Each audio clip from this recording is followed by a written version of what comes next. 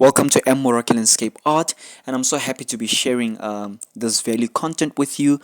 And hopefully, out of this, you'll come out as a at least person ready that is ready to take the level of art to the next level. Hopefully, this will make you a pro. You know, so basically, I'll be helping you with tree articulation, basically how to make them so realistic. So yeah, let's just before we get into it, it's very important that I show you the kind of pencil that I'm working with. So this is like a 4B 5B roll fee pencil, and um, it's always important not to have not to have it sharp at the not to have it sharp pointed, but I think if the more blunt it is, it works when coming to tree articulation because of the following technique that I'm gonna show you. It works for me, and that's just what I basically discovered. I mean, as an artist, it's important to discover what works for you, but I'll just be sharing what has worked for me. So try to work on that blunt section of your pencil. So basically, right now, we're gonna draw. You're gonna begin by drawing a line, and when you make this line, please, which this basically represents a trunk of the tree, and the bottom line to this is that please feel free, free your mind, free your hand. So you're gonna take. We're gonna do what I call the dot technique, and around this trunk, we're gonna use a dot technique, and you're gonna use the blunt section of your pencil, and you're gonna form these angular leaves, on the left hand side of the trunk, and we're gonna do all these like angular leaf sections throughout the trunk, and you're gonna do it as well as on the right hand side to create that symmetry. Then from there, what we're gonna do, we're gonna fill in between these V patterns, to fill it up, to make it more realistic, to create that illusion of realism.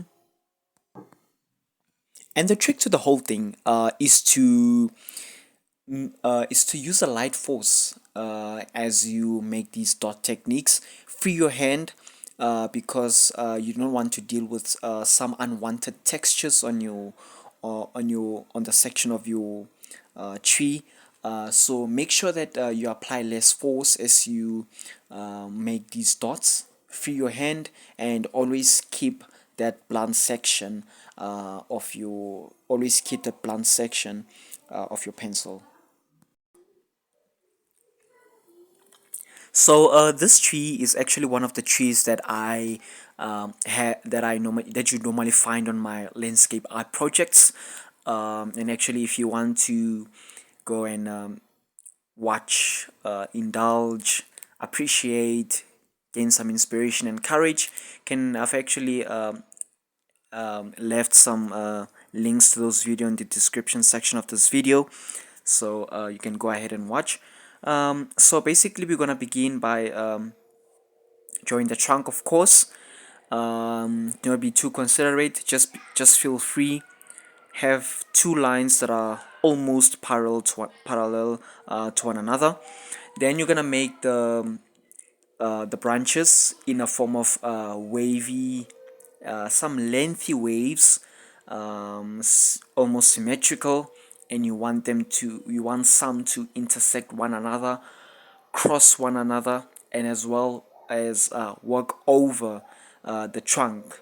And then from there, using the same technique that we use on the other trees, using the dot technique, we're gonna apply that dot technique to this tree. So basically, you're gonna make those leaves across the branches. And another trick as well is you can actually take your pencil, add a little bit of more tone to certain sections of the branch, because right now we actually want to play around with light. Then allow the leaves as well to walk over the tree, because it's not realistic that you'd see the entire section of the trunk, so you want some leaves to cover up the trunk as well. Then you want to begin shading. Shading basically have certain parts lighter than the others, so some sections will be dark, some sections will be light, and then from there you want to use a little bit of more force in a form of making some stripes inside this trunk, which are going to help us better articulate texture. Because maybe let's just assume that trees, yes, they're smooth, but there's a bit of that roughness, so you actually want to make some stripes in between these, in certain parts of the shading, as I'm demonstrating right now. So you can just take your fine point a little bit and um, rapidly make those lines, and then make sure that your tones are not discrete. So basically make sure that they blend, do not create that obvious contrast, because it's going to reduce the realism. Then you want to take your blunt stump and give it that bit of you want to give it some ground, smoothly so, and then from there, right now, you basically have your tree. So in this final section of the video, I'm just basically demonstrating how you can actually merge trees. Like, imagine when you, like, that will help you when you sketch a forest.